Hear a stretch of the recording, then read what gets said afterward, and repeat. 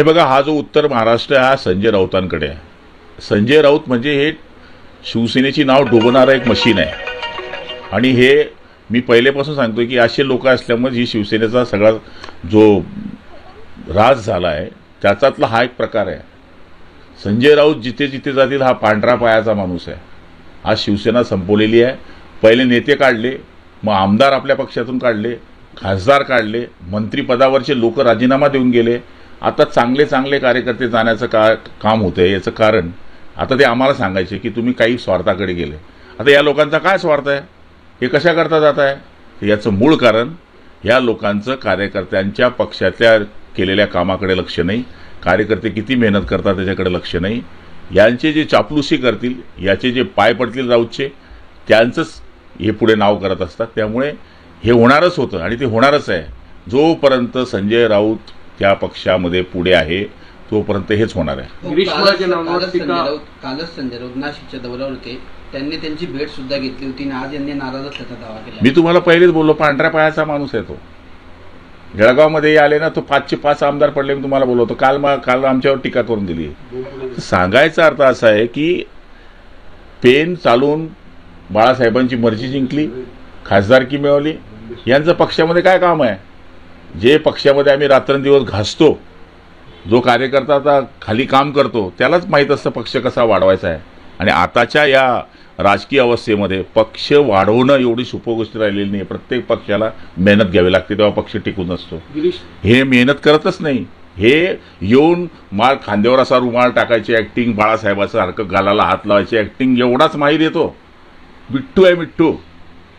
गिरीश महाजनांवर टीका करताना म्हटले आहे की गिरीश महाजन भारतीय जनता पार्टीचे दलाल आहे.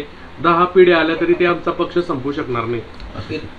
अरे, गिरीश महाजनांना दलाल म्हणण्याची लायकी तरी त्यांची आहे का? जो माणूस 7 वेळेस विधानसभेमध्ये निवडून येतो, जो माणूस उत्तर महाराष्ट्रामध्ये आपलं काम करतोय आणि त्या माणसाला पक्षाने जबाबदारी टाकलेली आहे, त्या तू कधी आयुष्यामध्ये निवडून आला नाही, तुझी लायकी काय आहे बोलायची?